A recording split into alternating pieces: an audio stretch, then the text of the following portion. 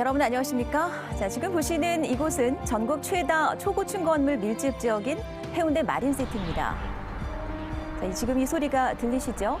요즘처럼 잠잠한 날씨에도 80층 초고층 건물의 상층부에는 이런 골바람이 불고 있습니다. 빌딩풍, 빌딩이 만드는 바람, 이런 뜻이죠. 높이 150m 이상 건물에서 발생하는 초속 20-30m의 강풍, 이렇게 정의하고 있는데요. 건물이 높을수록 간격이 좁을수록 이 바람은 더 거세집니다. 문제는 이 빌딩풍이 주변 지역에 커다란 영향을 미치고 있다는 겁니다. 사회적 재난으로 지목되는 빌딩풍의 정체를 밝힐 국내 최초의 학술 용역 결과를 입수했습니다. 황재실 기자가 보도합니다. 지난 9월 내습한 태풍 타파. 오후 4시 기상청 해운대 관측 지점의 순간 최대 풍속은 초속 8.9m. 그런데 같은 시각 해운대 마린시티에선 나무가 뽑히고 태양광 전지판이 날아갔습니다. 초속 25m급 바람입니다. 심할지는 거의 사리를 파고드는 것처럼 굉장히 춥죠. 장사 못할 만큼 심하게 바람이 골반에 깊게 그때 골반에 심하잖아요. 초고층 수폐부는 빌딩풍 때문입니다. 바람이 좁고 높은 건물 사이를 통과하려면 압력은 떨어져야 하고 속도는 빨라져야 합니다. 건물이 높을수록, 간격이 좁을수록 풍속은 훨씬 빨라집니다. 일정 높이가 넘어가면 벽이나 마찬가지가 돼요. 예를 들어서 풍속이 세지면은 대기압보다 낮은 압력이 형성되니까 벽에 붙어 있는 것들이 골목 쪽으로 이렇게 튀어나오려는 힘을 받게 돼요. 전국 초고층 최다 밀집 지역인 마린시티에 빌딩풍 연구 결과를 단독 입수했습니다. 바다에서 들어오는 바람이 좁은 건물 사이를 통과하면서 속도가 급격히 증가하는데 마린시티 전 지역을 놓고 봤을 때 평균 28% 풍속이 빨라집니다. 아이파크의 호텔과 아파트 건물 사이, 또 두산 아파트 내 광장에는 순간 최대 풍속이 35%에서 최대 2배나 증가했습니다. 많게는 2배, 적게는 20%까지 증가되는 현상이 있습니다. 이 같은 경우 보통 바람이 구조물의 어떤 형상, 즉 건축물의 형상에 따라서 바람이 위로 치솟기도 하고 반대로 급강하기도 하는 그런 형태를 가지게 됩니다. 마린시티 최고층보다 111m 더 높은 해운대 LCT.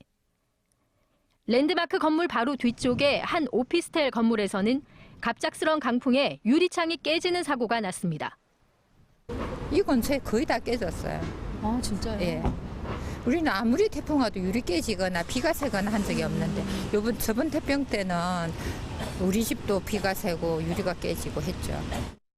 LCT 세계동 사이의 좁은 통로에서 발생하는 빌딩풍으로 인해 뒤편의 주거시설들이 직격탄을 맞을 가능성이 큰 것으로 조사됐습니다. 그 바로 뒤에가 우리 알다시피 자동하고 이제 중동에 있는 이제 상당히 많은 해운대구 주민이 살고 있는 거주지입니다. 그 뒤쪽 공간에서는 오히려 더 이런 데 대한 피해가 직접적으로 있어요. 왜냐하면 예전 건물이기 때문에 다 창문을 베란다씩 열게 돼 있습니다. 빌딩풍은 사람이 만들어낸 인공재해지만 아직 우리는 무방비 상태입니다. MBC 뉴스 황재실입니다. 높은 건물에서 뛰어내려 낙하산으로 착륙하는 익스트림 스포츠, 이 베이스 점핑이 요즘 주목받고 있습니다.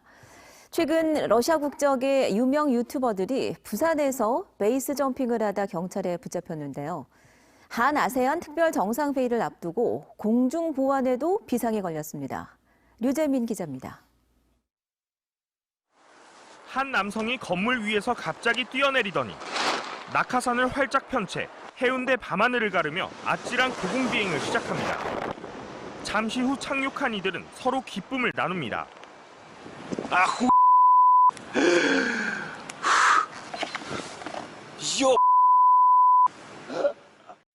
이튿날 대낮 해운대 상공에서 또 한 번 활강을 시도해 한 폐선 부지에 살포시 착륙합니다.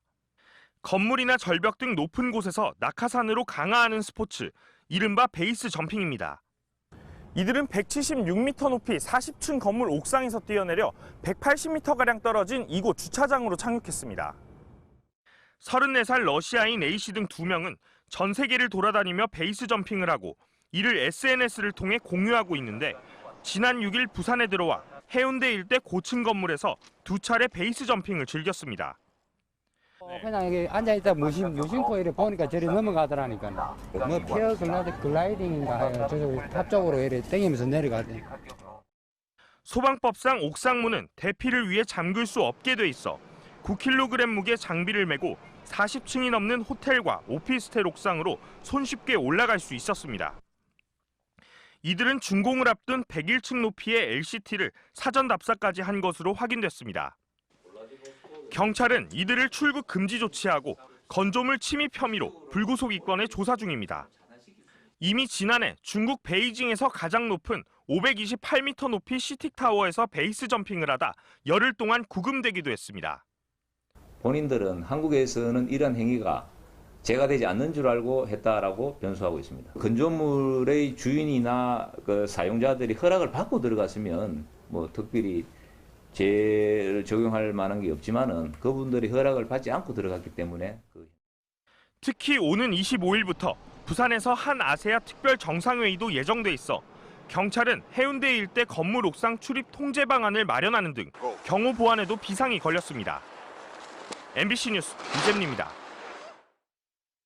문재인 대통령이 오늘 부산에서 현장 국무회의를 열고 오는 25일 개최되는 한 아세안 정상회담의 의미를 강조하며 개최 도시 부산에 힘을 실었습니다. 이와 함께 산업자원부는 2030 부산 세계 박람회 개최 계획안을 대통령에게 보고하고 행사 유치를 본격적으로 추진하겠다고 밝혔습니다. 이만은 기자입니다. 문재인 대통령이 부산에서 현장 국무회의를 주재했습니다. 문 대통령이 청와대가 아닌 장소에서 국무회의를 연 건 지난 2월 백범 김구 기념관과 9월 한국과학기술연구원에 이어 세 번째입니다.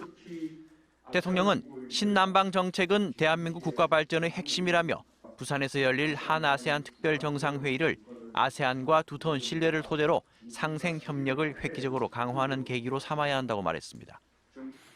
범정부 차원의 역량을 결집하고 국민적 관심과 성원을 모으는 한편 준비 상황을 점검하기 위해 개최 도시 부산에서 현장 국무회의를 열게 되었습니다.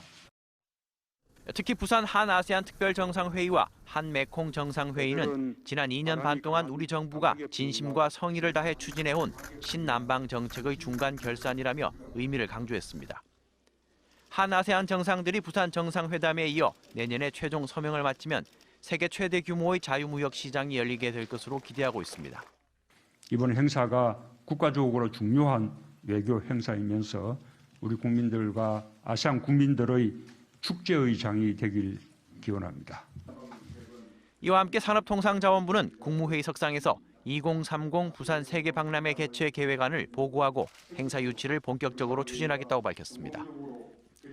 부산은 2030년 부산항 북항에서 세계 박람회 유치를 추진 중이며 개최가 성사될 경우 관람 인원은 5천만 명에 달할 것으로 추산됩니다.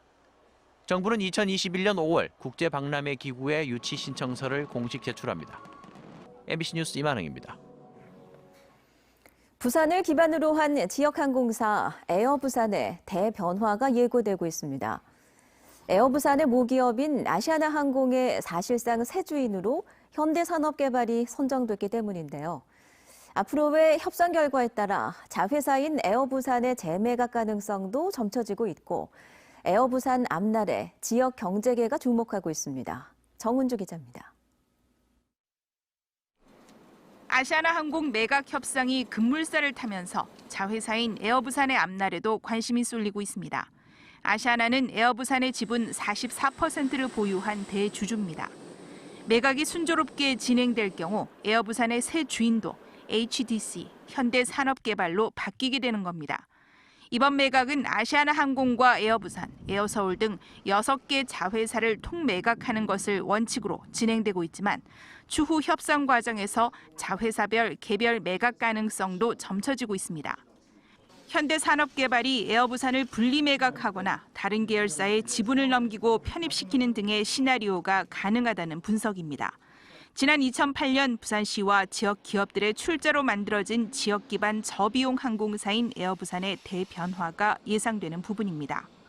누가 인수를 하더라도 그 회사하고 우리 시민들하고 지역 기업인들이 동반성장할 수 있도록 하는 그런 마음을 가진 기업이 올 수 있도록 지금 hen산도 노력할 것이고 우리 기업인들도 노력할 것입니다. 첫 비행기를 띄운 지 10년 만인 지난해 에어부산의 매출액은 6,500억 원, 매출액 기준 부산 17위 기업입니다.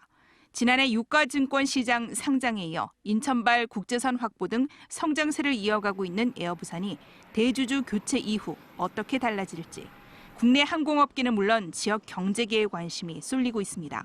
MBC 뉴스 정은주입니다. 민선 7기 시민정책 제안 1호로 선정된 자성고가교 철거가 완료됐습니다.